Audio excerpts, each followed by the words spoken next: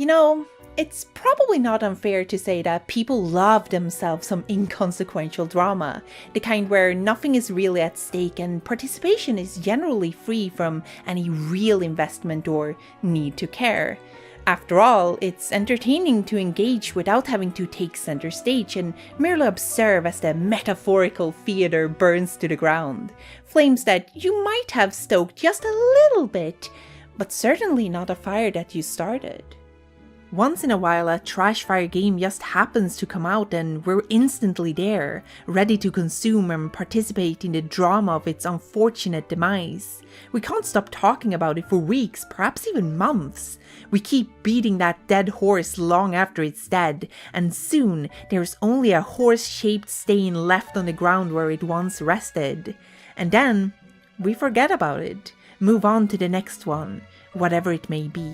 In that sense, Balan Wonderworld could absolutely be considered to be a perfect discourse game. Its unconventional design, voiceless cutscenes, simple graphics, straightforward gameplay, and the big shot names behind the production are all easy targets for a crowd to latch onto. Ever since the now discontinued demo released early in 2021, the game has been mired in controversy. It just couldn't catch a single break to the point where the audience was primed to debate, and the stage was set for an absolute disaster. And inevitably, the game was pretty much panned across the board. A million negative YouTube videos were made, and it's now generally accepted fact that Balan Wonderworld is a redeemable horseshit. And it's probably RSS fault because of that one time they made a Pikmin game you didn't like. It's just a mess. It's just a mess! And while that certainly is very convincing, we do think that the outrage and negativity surrounding Balan Wonderworld was a bit overblown and hyperbolic at times. Shocking, I know. And we get it. As longtime reviewers ourselves, we see the appeal of writing scathing pieces that tear media to shreds. You get to be extravagant for effect and emphasis, while also being snarky and sarcastic in a way that's simply really fun to write. The latest weird creation from alleged Sonic creator Yuji Naka was unsurprisingly a perfect candidate for the gallows. It all then just fed into a narrative that perpetuated itself as more and more people piled on, and we sincerely believe that said narrative at some point became a bit more manufactured, by which we mean that the wider masses just started to mirror and regurgitate what they had already heard is supposedly the truth about the game, without, actually having played it.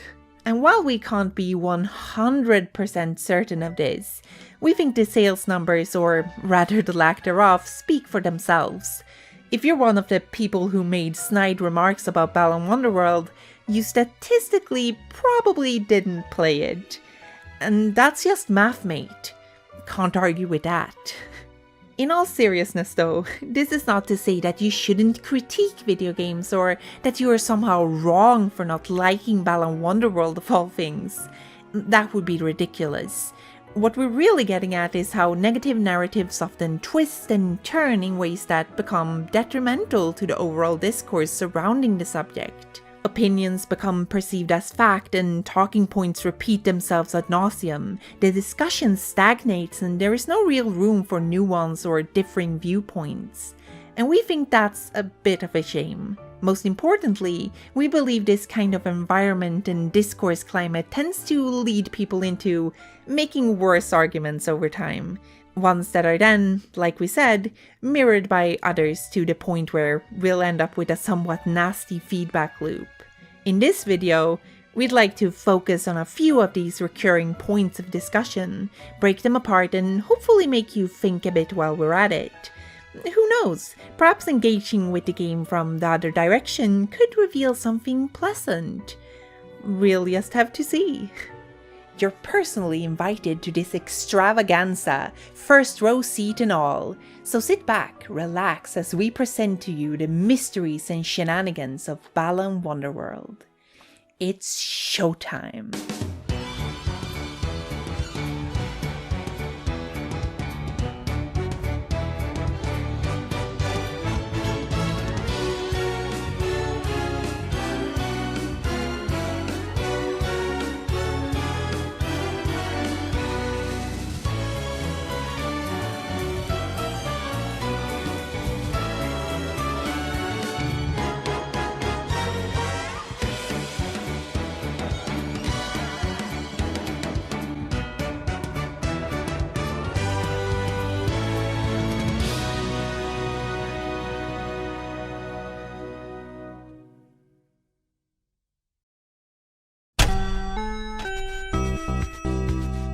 In 1991, a young team at Sega finished development of what would become the Mega Drive classic Sonic the Hedgehog.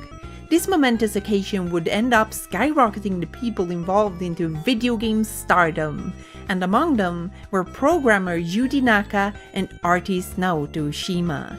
The duo had proposed the concept for the game to Sega just a year prior, and now they were on top of the frickin' world. And unsurprisingly, this resulted in a long and fruitful career for the two, where they would end up not only creating several more Sonic the Hedgehog games, but also some other gems, like Nights and Christmas Nights. Although after the development of 1998 Sonic Adventure wrapped up, they sadly parted ways. Of course, Naka continued to work at Sega for 8 more years, while Oshima founded his very own development studio. And for 2 whole decades, it seemed like nothing would ever bring the legendary Hedgehog boys together again. Until finally, the two joined forces once more to bring us what is most likely their final partnership, Balan Wonderworld, coincidentally the best game ever made. This is a pretty big deal. I mean, kind of. While we did imply that these guys are some kinds of gaming superstars, that's not really true in 2021. And I don't think it has been for many years either. At this point, they have pretty much fallen off the map, and even Yuji Naka, the bigger name of the two, just doesn't have that same gravitas as he once did during the good old Sega days. It's surprising that Square Enix seemed to believe that these guys had any kind of pull in today's day and age. Not only haven't they been making what the general audience would consider to be much of note in recent years, but there is also a surprising amount of stigma tied to their vast repertoire. Oshima is the auteur behind the universal symbol of poorly aged things, Blinx, while his current company Arcest are probably best known as the people who made Hey Pikmin and Yoshi's New Island for the 3DS, something that gave them a reputation among the gamer kind as mediocre, low-tier developers. Naka's more recent work hasn't fared much better either, but perhaps the biggest crutch that will haunt them both forever is their obvious ties to Sonic the Hedgehog. This was plastered basically everywhere for marketing purposes. The publisher even opened their reveal with "Square Enix announces all new 3D action platformer from Sonic the Hedgehog creators." And I mean, yeah, it's absolutely true. There they are. And it does have some weight to it, but we're not entirely sure which way that scale is tilted. I mean, there are probably just as many who get excited about seeing these words as there are those who find it to be a genuine threat. You could absolutely slap that label on a game like Billy Hatcher and the Giant Egg in 2003 without any problem whatsoever, but in today's climate, gosh, I don't know if that'll actually have the same impact as it once had all those years ago. It clearly doesn't. It didn't even work back then.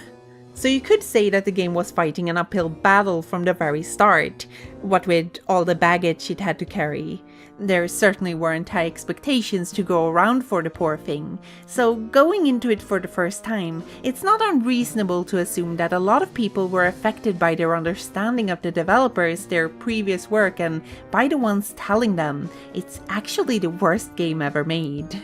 Most people have probably gone into several games with preconceived notions of what it is based on popular opinion, and then actively try to pick them apart and look for things that make them bad. To be honest, this is probably most people's experience with a game like Sonic Adventure today.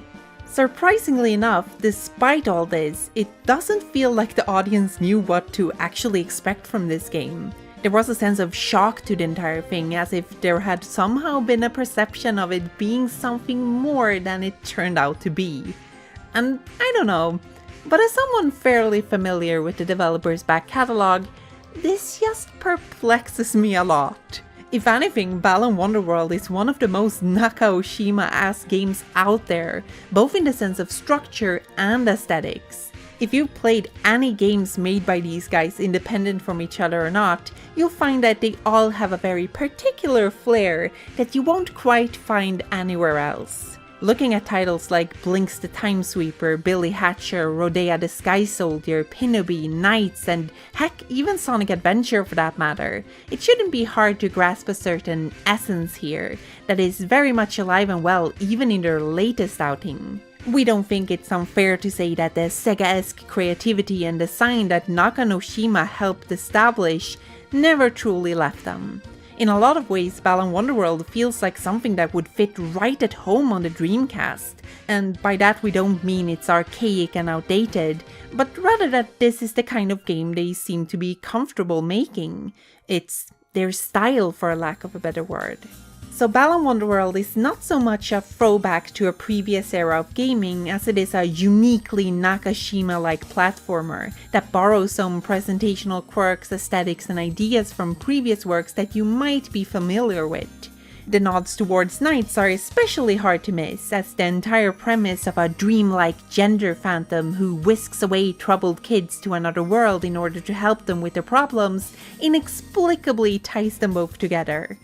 Balan certainly looks the part, and so does the titular Wonderworld itself as well as its colorful inhabitants. But we don't get the impression that they actually wanted to make another Knights, because while Balan Wonderworld has similar aesthetics to that game, it doesn't reflect the way you play. It seems they just wanted to make a new kind of game and added flavor reminiscent of an old classic of theirs that would fit well with the musical theater theme. It's not like Balan Wonderworld is to Knights what Yooka-Laylee or Mighty No. 9 was to their respective spiritual predecessors, and we don't think that was ever the case, or their intention.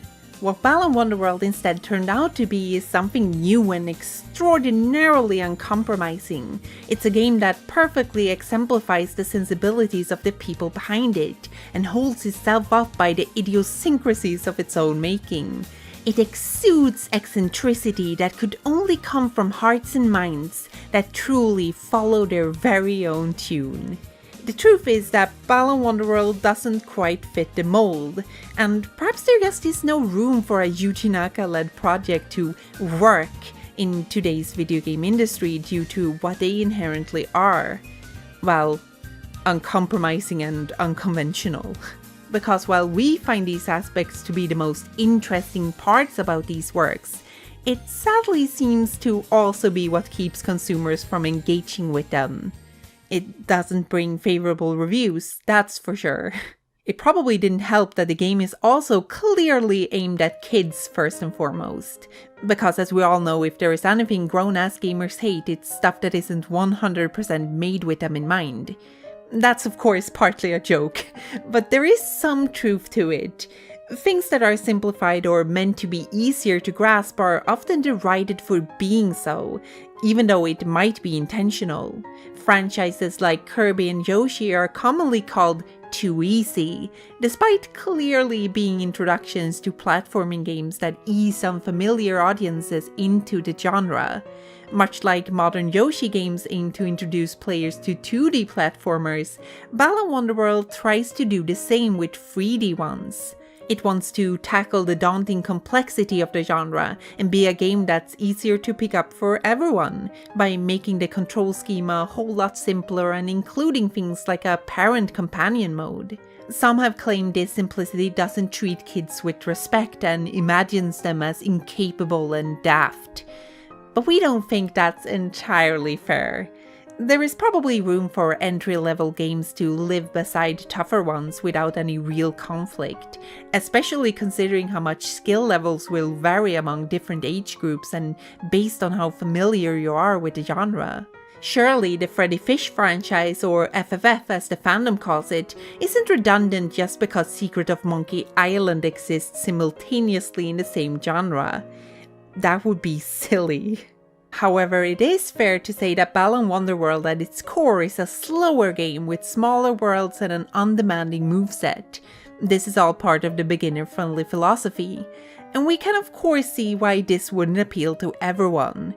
We're not really concerned with people who genuinely find this game to be boring because of how it was structured by the developer's own convictions.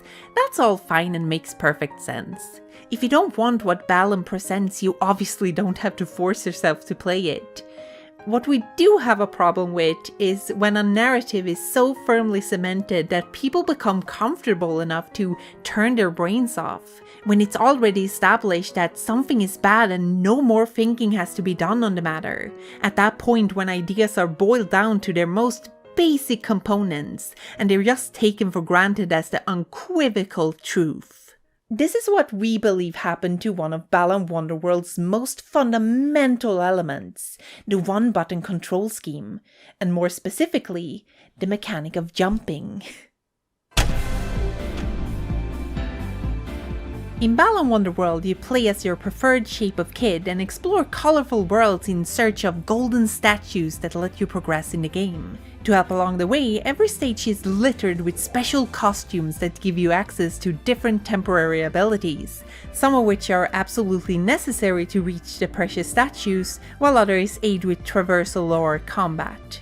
Where a lot of people take issue with this is the fact that these costumes only have one ability tied to the action button. Simply put, one costume might be able to fire punches at enemies and faraway objects, while another can perform a jump.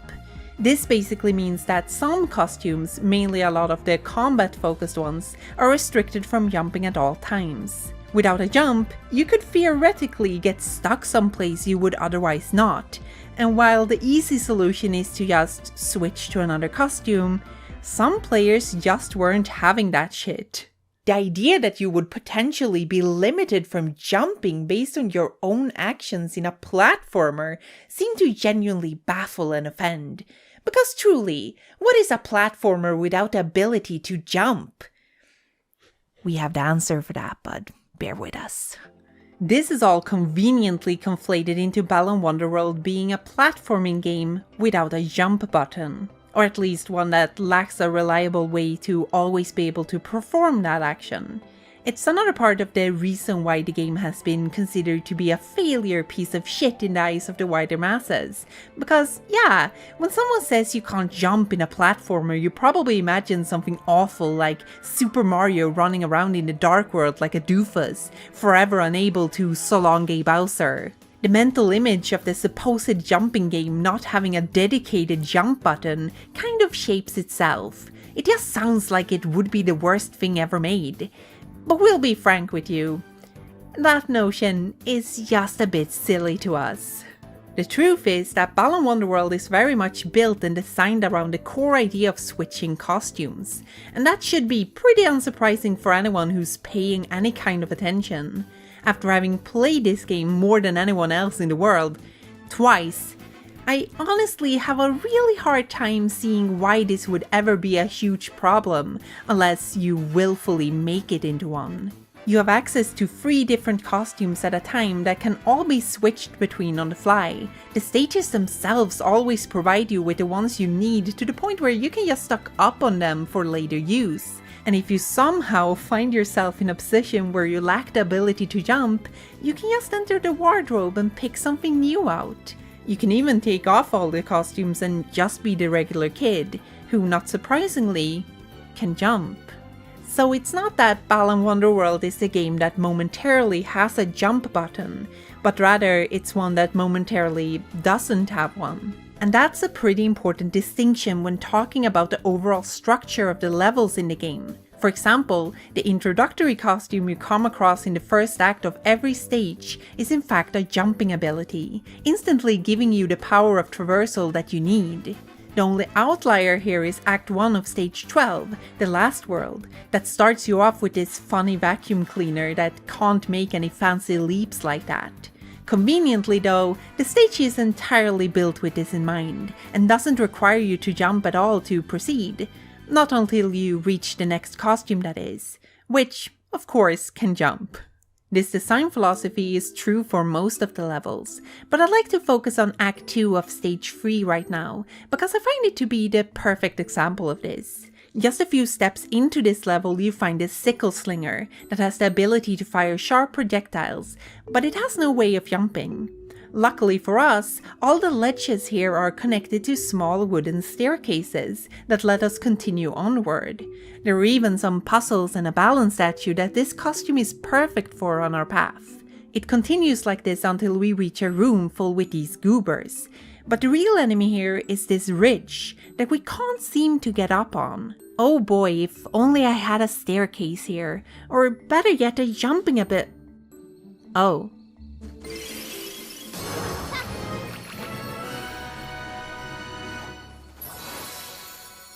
This is admittedly a pretty goofy scenario that pictures a player that somehow doesn't have any other costumes at their disposal, which is incredibly unlikely.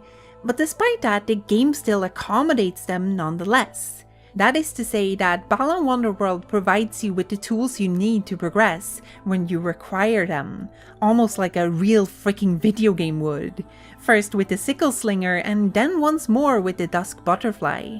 Already at this point in the level, you have everything you need to finish it, but chances are you also collected a few other costumes for the wardrobe in the previous stages. Point being that while the levels are self-contained and work around their own specific abilities, you're also expected to be creative and bring stuff into them from the outside, making it even more likely that you have the thing for the job, whatever that may be. Traversal abilities in particular are given to you in abundance, and it's likely that you have at least one available at any given moment. In fact, a vast majority of the costumes presented to you in the game are able to leap, bounce, skip, or hop one way or another. But to appeal to the gamers, we'll be a bit more objective here and give you a precise number. While the marketing boasts a total of 80 costumes, 4 of them are sports minigames that we won't count, which leaves us with 76 obtainable costumes, and a total of 53 of them can in fact jump. That's a whopping 69%. Nice. And just to be completely fair, this figure doesn't include the kid, some costumes with a different upwards traversal, and these weird ghost boys that have an out-of-body experience. So depending on how you slice it, there could actually be more of them. At this point you might even be wondering why not all of the costumes jump instead.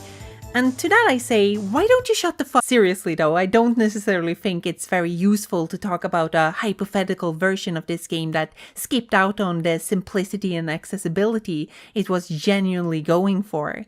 Especially not considering that the question kind of implies that what it proposes is an objectively better approach. We'd much rather look at what the game is than what it could have been and conclude that we personally don't find it to be a problem, and that the issue of jumping was very much overblown in the discourse. This is pretty much the same reason why we don't find the unfavorable comparisons with Super Mario Odyssey very helpful either. They have similarities though, don't get us wrong. They're both platforming games about getting new temporary abilities that alter how the character controls, so putting them next to each other is not that far-fetched. In fact, it's kind of funny how Super Mario Odyssey has plenty of captures of its own that can't jump, like the Moe Eyes or the tree, the rock, and the manhole cover. Gee, those sure were memorable. We're of course being a bit facetious here, but the point is that you can basically make any arbitrary comparisons if you paint the opposition in a bad enough light. Take the exploration aspects of these games for example. Balan Wonderworld is commonly criticized for giving the players powers that essentially lets them reach places where they are not supposed to go. It's easy to perceive this as the game simply breaking down on itself, as some of the later costumes allow them to go anywhere, and possibly even skip entire segments of a level. But the truth is that this is very much intentional, just like players with enough skill can do similar things in Super Mario Odyssey. And we know this to be true because, much like Odyssey, those curious enough to explore the furthest reaches of the environments are rewarded for doing so.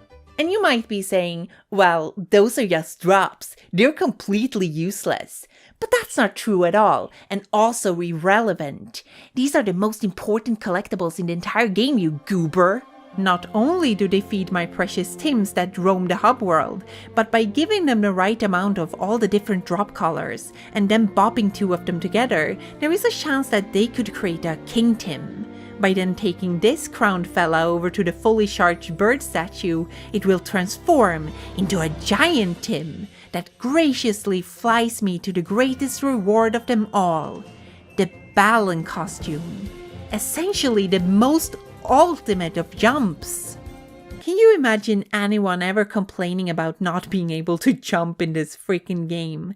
What an absolute joke!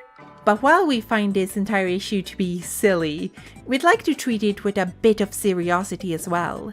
We think the ideas about what constitutes a platformer that got regurgitated, mirrored, and subsequently grinded down into the supposed simple fact that these games need to let you jump at all times, and more buttons to function, honestly does a great disservice to the entire genre. The fact that Balan Wonderworld wasn't even that radical on this front and still managed to create an uproar says a lot about how restrictive our views can be at times, and how perceived notions can hold us back from making innovations and coming up with new ideas. And I'm not saying that Balan Wonderworld is revolutionary in any way, it basically just ties your health to your moveset. But the notion that it would automatically be a bad platformer for not having a dedicated jump button is a bit concerning to us precisely because of how much it limits possibilities and creativity in this already harsh industry. We shouldn't treat genres like immutable categories with strict rules that need to be followed, when in reality they are arbitrary and blurry. The questions of what a platformer without a jump button would look like shouldn't be that much of an out there thing to ask. It should naturally be the first one to pop up in your minds when trying to pick apart the preconceived beliefs about the subject. It's obviously not even a new idea, and there are probably plenty of games that could fit neatly into the category if you just gave it a little bit of thought. Super Monkey Ball's literal platform worlds would certainly fit the bill, so too would a platformless indie game Inglet.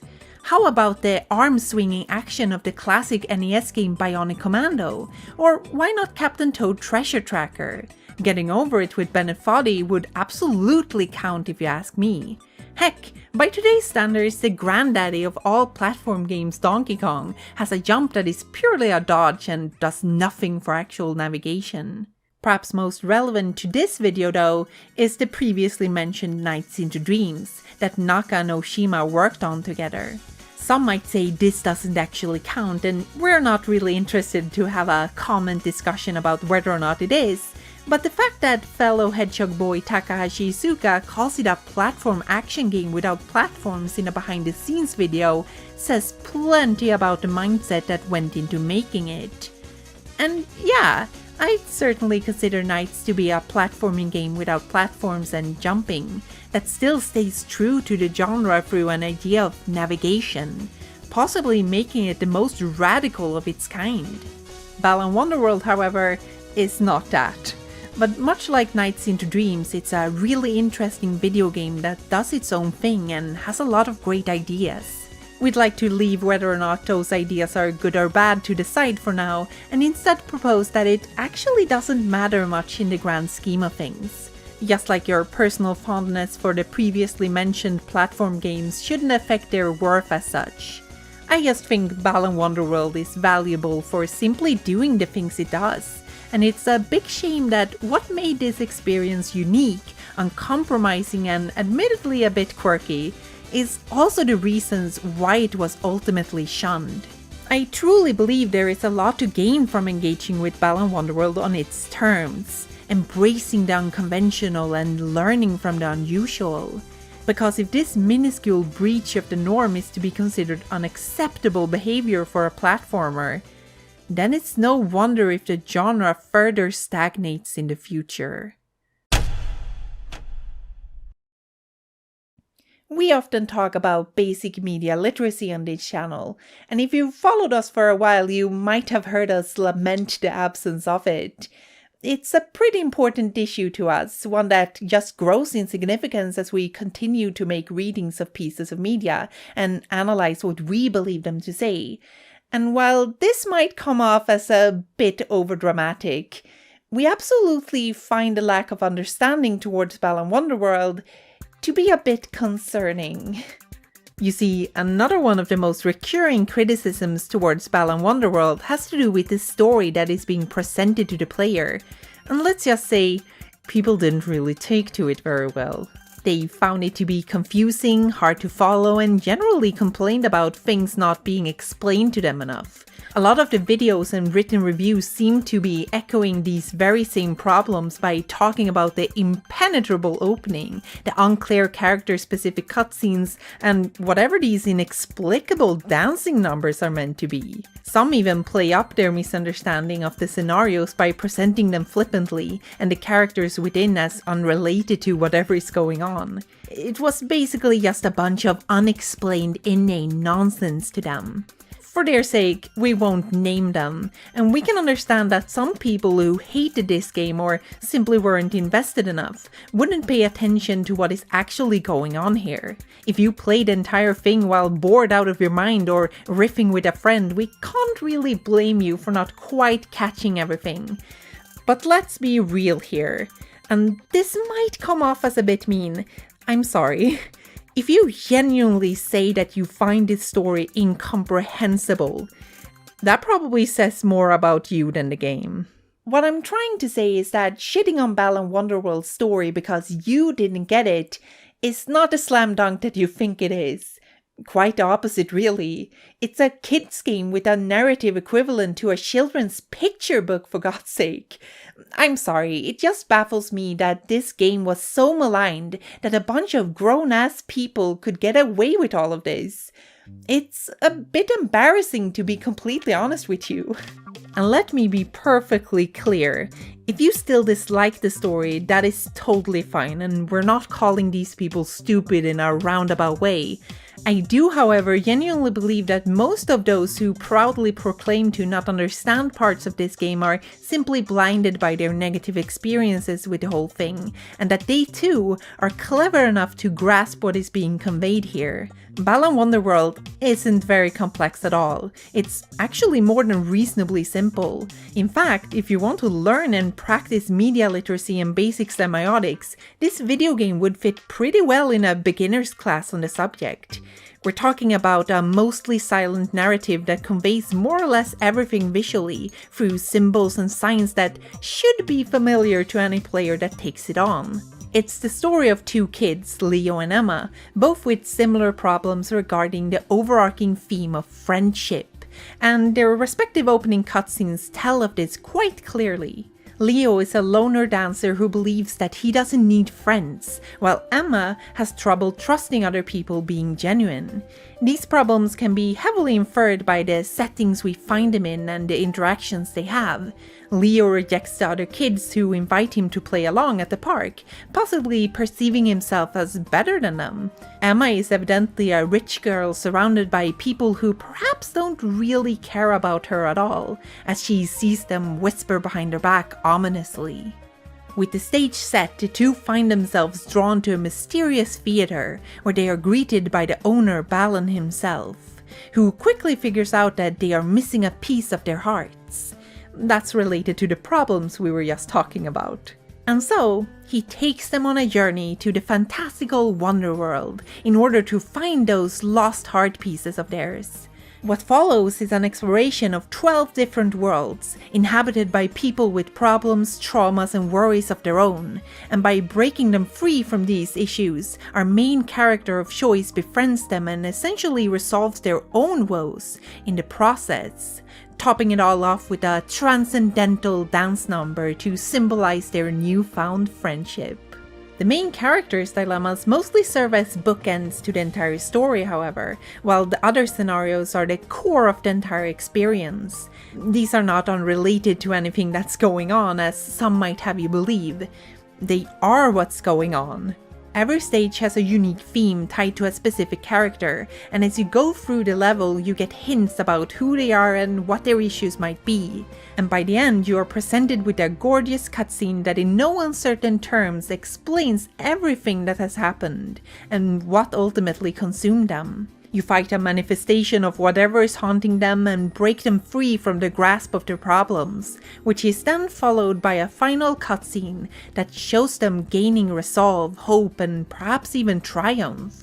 A lot of people have criticized the placement of these two expository cutscenes, exclaiming that the first one that presents the problem should have been placed in the beginning of the world instead to give the player more context.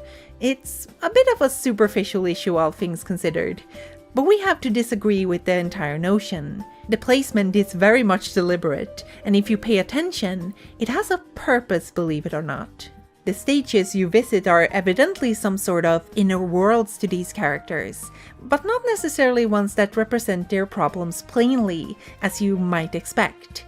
That's what the monsters they become engulfed by are for.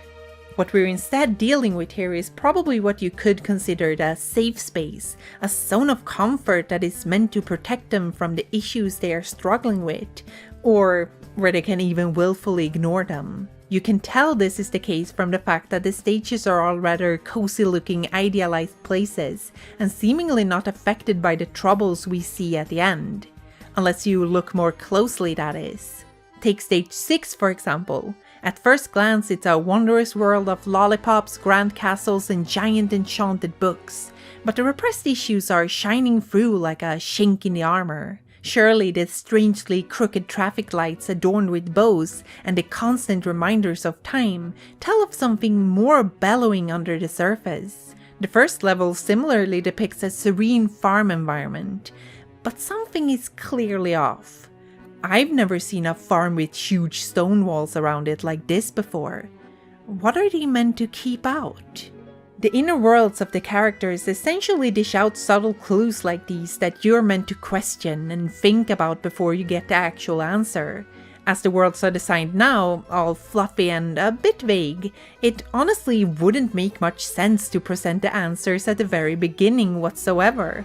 You're basically trekking to the core of their inner world to go to the root of their problems, faintly glimpsing traces of their woes through the level decorations. It's only when you find the key and subsequently unlock the deepest parts of their hearts that they open up, and you can see the true pain that they have been bearing, and resolve it. I mean, really. The key is a fragmented, uneven heart that goes into a heart-shaped hole. It can't get more blatant than that. The cutscenes themselves are not as hard to follow, as they present you with a much more clear picture, with easy to interpret visuals and short self-contained scenarios. I suppose the silent nature of these scenes don't explicitly spell it out for you in small words, but we're certain people are capable of grasping the simple ideas of the kid who believes that the cat she found got run over by a car, affecting her emotionally, the overconfident chess master who loses his title and throws a temper tantrum over it, but learns to find true joy in instead teaching the game he loves to others. The clown who is too afraid to confess his love for the princess of the parade float, the scuba diver girl who experienced a traumatic event involving dolphins that made her scared of going into the water again, or the ice queen who loses her parents, which is the catalyst for her shutting everyone out as she is afraid to feel the pain of losing someone she loves again. We're talking about straightforward, bite-sized stories that can be summarized in roughly one sentence, and while there is no dialogue to speak of, it's hardly impenetrable stuff. Once you finish these 12 character arcs, you reach the final boss, and this is where the overarching theme we talked about before comes to its conclusion.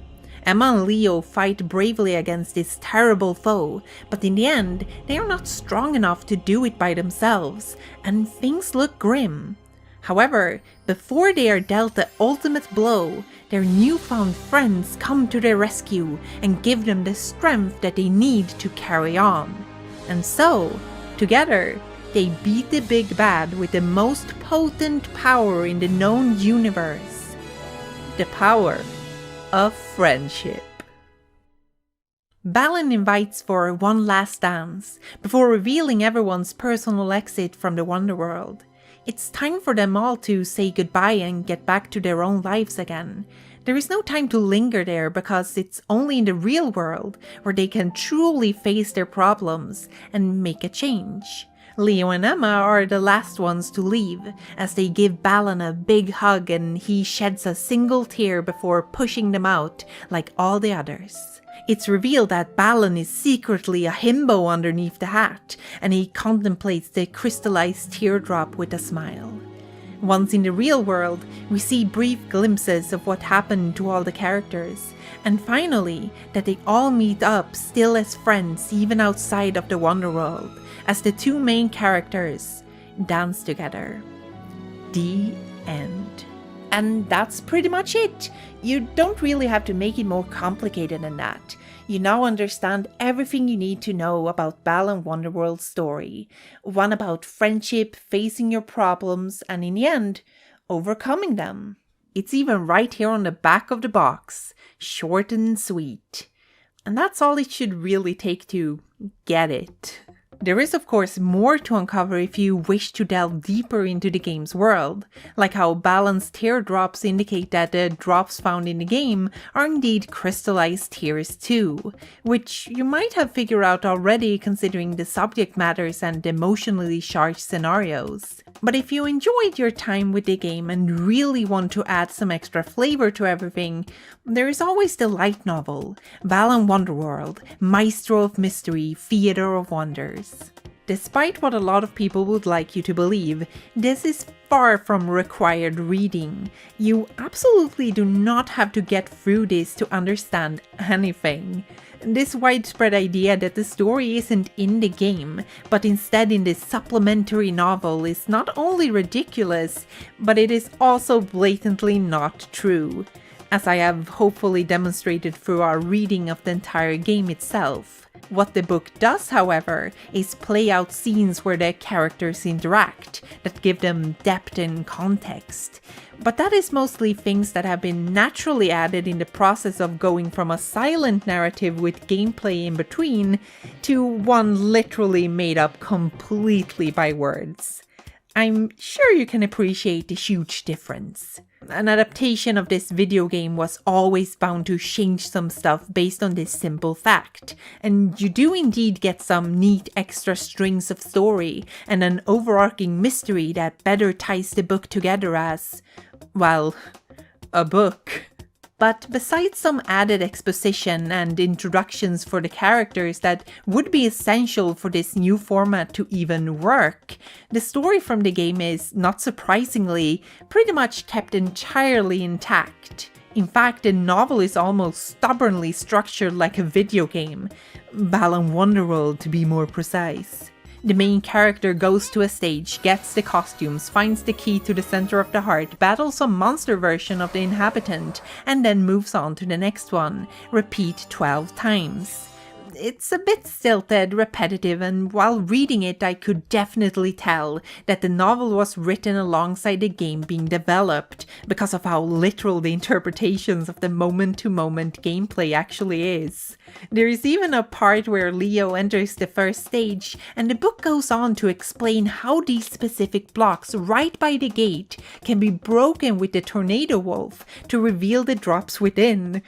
I read it, and I could vividly picture exactly where they are in the game. Like, what the fuck? Where the game needed you to engage just a little bit to understand the character dilemmas because of the silent presentation, the book obviously spells them out for you in their entirety, leaving very little room for interpretation. I assume this is why the story went over a bit better with a certain crowd when it was given to them in book form. It is, after all, admittedly a lot easier to understand when the characters literally tell you their problems in one paragraph or less. For those who already liked these goobers and got their scenarios, there might be less incentive to read all of this. But I suppose it does give some added insight that could be compelling if you really want to engross yourself in the world. One such insight is related to the seemingly bad guy Lance. What you get in the game is sufficient for the silent theater it presents. The details are not really that important to what is going on in that narrative, because just like Balan is not actually the protagonist of the game, Lance is ultimately not the true antagonist either. They are supernatural entities, opposites of each other, that push the human characters in different directions. Where Balan wants the stage inhabitants to leave Wonderworld and resolve their problems, Lance wants them to stay and, I suppose, live in ignorant bliss. The real adversary is what's inside the characters themselves. This is why the game doesn't go very deep into who Lance, or even Balan for that matter, is. The book, however, kinda has to do this because of the format, since there is no silent visual storytelling going on. And what the book adds is actually pretty neat, since it presents Lance as a sort of sympathetic character, who has a misguided drive to keep these characters safe, which makes sense. But we should perhaps highlight how this detail is complementary more than mandatory context. Through the cues presented in the game itself, it should be evident that Balan is some form of spirit guide helping people with their problems. And since Lance is basically the Shadow the Hedgehog form of Balan, you'd best presume this boyo represents something opposite and complementary to Balan's ideals. They're like dark and light, negative and positive, yin and yang. It's no coincidence that they are called Balan and Lance after all. Balan? Lance? Balance? This game is not very subtle. Another aspect of how the book expounds on brief details from the game is with the mystery surrounding the Clock Tower Kid, the green-haired girl from the 6th level, the one who thought she lost her cat in a traffic accident. In this case, the book didn't tell us of something missing, but rather made us notice some really small and subtle details that were actually always present in the game itself. So the Balan Theater is disconnected from time and space, alright? And it turns out that the Clock Tower Kid entered 10 years before the main character did. It is then revealed that the previously mentioned princess that the clown fell in love with is actually Clock Tower Kid 10 years in the future. What's really cool about this is that the cutscenes of the game make it possible to puzzle this together even without the novel. The princess has the same green eyes, the same curly hair, and the float she stands on is a freaking clock tower, for God's sake. During the ending credits, we also see Clock Tower Kid several times, but as the seasons transpire, we can notice that she's actually older than the first time we saw her. And who is she sitting with? The freaking clown guy! They even zoom in on her face for emphasis. And if that wasn't enough, the last picture where all the friends are gathered, Clock Tower Kid is nowhere to be seen. Oh wait!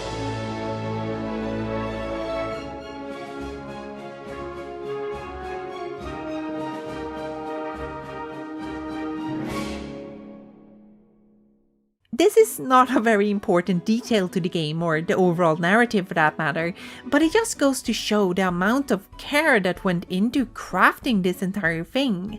The novelization was not made to cover for the video game somehow failing at doing what it was supposed to do. It's not a case of the book secretly containing the story that was left out. It's simply elaborating on the things that are already present in the game and expanding where the format calls for it. The more fair assessment of these two interpretations is that they both complement each other pretty well in ways that will enhance your experience, whichever way you decide to go.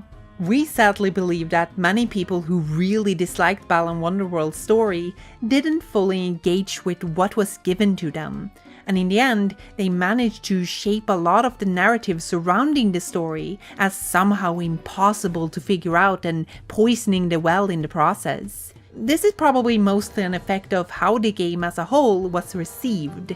There is basically no clear incentive to actually engage with the story on its own terms if the whole package is considered to be a piece of shit anyway. They were not paying attention because they didn't care enough to do so.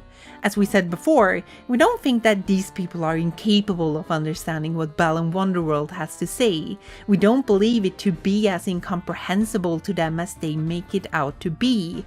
But the circumstances are what they are.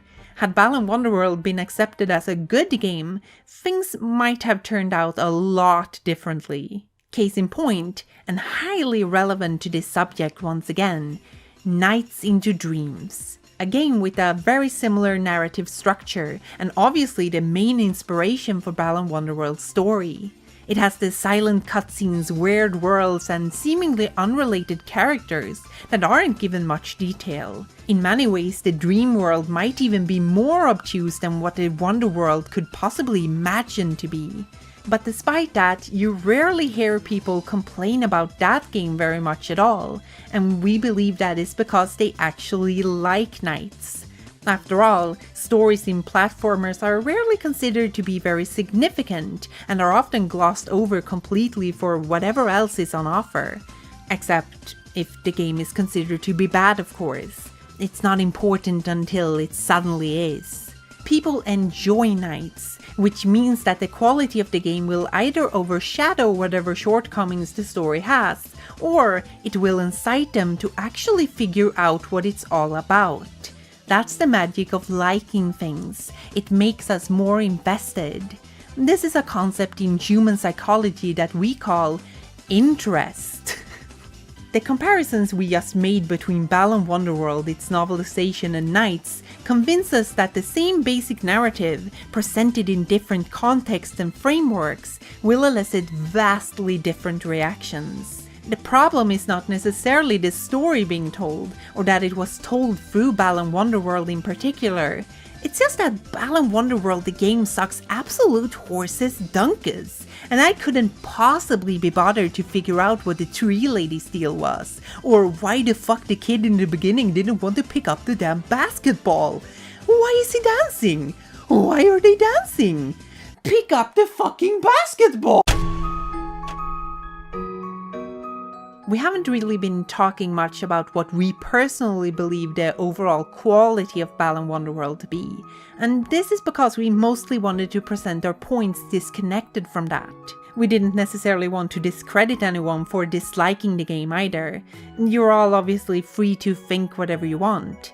The goal was to mainly tackle the discourse and poke some holes in what we perceive to be the worst regurgitated arguments we have found since the release. We're mostly annoyed about how skewed the discussion became, to be honest. After having spent an entire year hearing people tear this thing to shreds, and others who obviously haven't played it mirror the same canned responses over and over again, we just had enough. It shouldn't come as a surprise that we think the game is alright. Good even. At worst it might be a bit mediocre. And yeah, we'd absolutely say that it was unfairly maligned and misunderstood from the very beginning, for a myriad of different reasons, some of which we have talked about in this video. It's just a bit of a shame that others didn't find the same appreciation for it as we did. Balan Wonderworld is basically a kids game with a quaint silent story, a beginner-friendly control scheme, and a surprising amount of creative freedom for the players. What it lacks in challenge, it makes up for in how the powers you gain scale as you progress on your adventure. The worlds you visit are often outright stunning, and it's impossible to not swing along to the absolutely beautiful music. How it rewards exploration with both unique costumes and valuables is really enjoyable to me, especially when I don't feel like I'm really supposed to be where I am at all.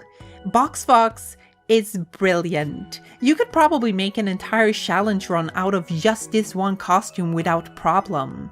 The scenario cutscenes are gorgeous and tell pretty nice and compelling tales. The chess master in particular is one of our favorites because of how it very succinctly tells a story about personal growth, finding joy in sharing knowledge, and that there is more to be gained from a game than fancy titles and winning. We could go on and on, because there really is a lot to love about Balan Wonderworld, flaws and all.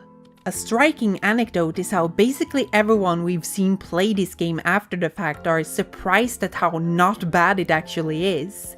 They're almost a bit disappointed that it wasn't as terrible as others made it out to be, which I guess makes sense considering how played up the cynicism towards the game has been. The worst game of 2021, the worst game they have ever played in their life even. An absolute shit show with no redeeming qualities. Ironically, the way people furiously malign the game for its non-conformity means that it's basically the avant-garde of today. And that's not us, that's the work of the masses. Yet, such prestigious descriptors don't always mean much, because the damage is already done. Balan Wonderworld and its entire team were thrown to the wolves by uncaring publishers and ripped apart by a community that deemed it unworthy. It's the sad reality of many unconventional games that don't quite fit the mold of our industry, those that are proven to not be appealing enough for the same ravenous audience. At some point, it probably doesn't even matter if the arguments and opinions you spout are truly yours at all, because consensus has already been decided upon. And who in their right mind is honestly going to defend a game like Balan Wonderworld anyway?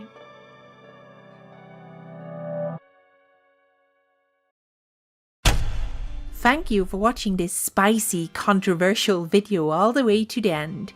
Hope you enjoyed it, and if you didn't, let's just say it was satire or something, whatever works for you. If you want to hear us talk even more about Balan Wonderworld, well, of course you do. You'll be able to listen to our audio companion for this episode very soon on our Patreon, patreon.com/transparens. On that note, we'd like to thank all of our patrons who made our Balan Wonderworld collection possible. And they are Eric Parkinson, All Purpose Nobody, Afayette, Ben Clark, Bibi the Bitch, Cult of Diana, Ember, Emrasa, Gage McColgan, Intention, Joel Nilsson, Klaus Morals, Matthias Graman, Meowmix64, Mary Mello, Mosling, Nate Kiernan, Nishtvet, TB Skyen, Vox, Abigail Nail, Ice, Amanda Rönne Idenge, Andreas, Anonymous, Billy Moran, Botch Friberg, Kathleen Thomas, Charles Goldhaber, Chloe, Chloe Strange, Cody Sis, Elisa Tantiva, Ephemeral Mist, Floof Kvist, Il Caesar, Indigo Trans, J Mission, Leinen, Marika, Mar B, Max Miller, Mitch Haley, Nathan Schaff, Never Haunting You, Radar of the Stars, Rivokas Magma, Scott from NerdSync, Silly Wookie, Skyhoppers, Sweet Pink, Sylva Rugota, Tobias Mattsson, VG, and Vexelbun. Among them, you also find all of our lovely ghosts who are scrolling past on the screen right now. Thank you all for your continued support. Next time we will hopefully make something a bit safer and less controversial. It'll be a nice one about the Donkey Kong Country series. No one can get mad about that, right?